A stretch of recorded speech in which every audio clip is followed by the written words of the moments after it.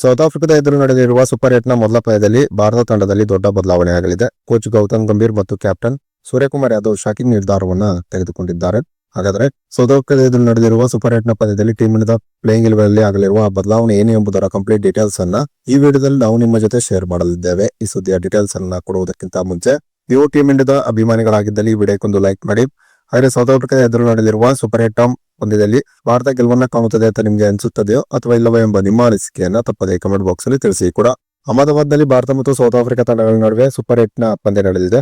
South Africa ಎದುರು ನಡೆದಿರುವ ಪಂದ್ಯ ಟೀಮ್ ಇಂಡಿಯಾದ ಮಟ್ಟಿಗೆ ತುಂಬಾನೇ ಮುಖ್ಯವಾಗಿರುವಂತಹ ಪಂದ್ಯವಾಗಿದೆ. ಸೌತ್ ಆಫ್ರಿಕಾ ಎದುರು ಟೀಮ್ ಇಂಡಿಯಾ ಗೆಲುವನ್ನ ಕಂಡರೆ ಆಗ ಸಲೀಸಾಗಿ team India T20 world cup ನ ಸೆಮಿಫೈನಲ್ಗೆ ಎಂಟ್ರಿ ಕೊಡಬಹುದಾಗಿದೆ. ಹೀಗಾಗಿ ಸೌತ್ ಆಫ್ರಿಕಾ ಎದುರಿನ ಪಂದ್ಯದಲ್ಲಿ ಒಂದು ಭರ್ಜರಿಯಾದಂತಹ ಪ್ರದರ್ಶನ ತೋರಲು ಟೀಮ್ ಇಂಡಿಯಾ ರೆಡಿ ಆಗುತ್ತಿದೆ. ಇನ್ನು ಸೌತ್ ಆಫ್ರಿಕಾ ಎದುರು ನಡೆದಿರುವ ಪಂದ್ಯದಲ್ಲಿ ಟೀಮ್ ಇಂಡಿಯಾದ ಪ್ಲೇಯಿಂಗ್ 11 ದೊಡ್ಡ ಬದಲಾವಣೆಯಾಗುವ ನಿರೀಕ್ಷೆ ಇದೆ.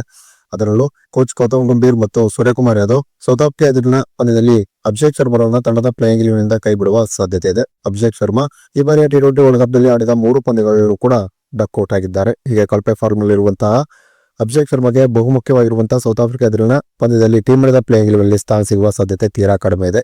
ಅಭಿಷೇಕ್ ಶರ್ಮಾ ಬದಲಾಗಿ ಇಶಾನ್ ಕಿಶನ್ ಮತ್ತು ಸಂಜು ಸ್ಯಾಮ್ಸನ್ ಟೀಮ್ ಇಂಡಿಯಾದ ಆರಂಭಿಕ ಬ್ಯಾಟ್ಸ್ಮನ್ ಗಳಾಗಿ ಕಣಕ್ಕಿಳಿಯುವ ಸಾಧ್ಯತೆ ಇದೆ.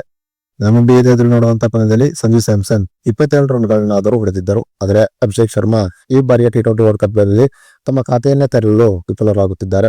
ಹೀಗೆ ಡಕ್ಔಟ್ ಮೇಲೆ ಡಕ್ಔಟ್ ಆಗುತ್ತಿರುವಂತಹ ಅಭಿಷೇಕ್ ಶರ್ಮಾ ಇದೀಗ ತಮ್ಮ ಕಾನ್ಫಿಡೆನ್ಸ್ ಲೆವೆಲ್ ಅನ್ನ ದೊಡ್ಡ ಮಟ್ಟದಲ್ಲಿಯೇ ಕಳೆದುಕೊಂಡಿದ್ದಾರೆ. ಹೀಗಾಗಿ ಬಹುಮುಖ್ಯವಾಗಿರುವಂತಹ ಸೂಪರ್ 8ನ ಮೊದಲ ಪಂದ್ಯದಲ್ಲಿ ಅಭಿಷೇಕ್ ಶರ್ಮಾ ತಂಡದ ಪ್ಲೇಯಿಂಗ್ 11ಗೆ ಬಂದರೆ ಆಗ ಒಂದು ಉತ್ತಮವಾದ ಪ್ರದರ್ಶನ ಅಭಿಷೇಕ್ ಶರ್ಮಾರಿಂದ ನಿರೀಕ್ಷೆ ಮಾಡುವುದು ಕಷ್ಟವಾಗಬಹುದು. ಈ ಕಾರಣದಿಂದಾಗಿ ಬಹುಮುಖ್ಯವಾಗಿರುವಂತಹ ಪಂದ್ಯದಲ್ಲಿ ಅಭಿಷೇಕ್ ಶರ್ಮಾ ಬದಲಾಗಿ ಸಂಜು ಸ್ಯಾಮ್ಸನ್ಗೆ ಟೀಮ್ ಇಂಡಿಯಾದ ಪ್ಲೇಯಿಂಗ್ 11ನಲ್ಲಿ ಕೋಚ್ ಗೌತಮ್ ಗಂಭೀರ್ ಮತ್ತು ನಾಯಕ ಸೂರ್ಯಕುಮಾರ್ ಯಾದವ್ ಸ್ಥಾನವನ್ನು ಮಾಡಿಕೊಡುವ ಸಾಧ್ಯತೆ ಇದೆ ಅಂತ ಹೇಳಲಾಗುತ್ತಿದೆ. ಇನ್ನು ನಿಮ್ಮ ಪ್ರಕಾರ ಸೌತ್ ಆಫ್ರಿಕಾ ಎದುರು ನಡೆದಿರುವ ಸೂಪರ್ 8ನ ಪಂದ್ಯದಲ್ಲಿ ಟೀಮ್ ಇಂಡಿಯಾದ ಓಪನರ್ಸ್ ಗಳಾಗಿ ಯಾರು ಕಣಕ್ಕಿಳಿಯಬೇಕೆಂಬ ನಿಮ್ಮ ಅನಿಸಿಕೆಯನ್ನ ತಪ್ಪದೆ ಕಮೆಂಟ್ ಬಾಕ್ಸ್ ಅಲ್ಲಿ ತಿಳಿಸಿ.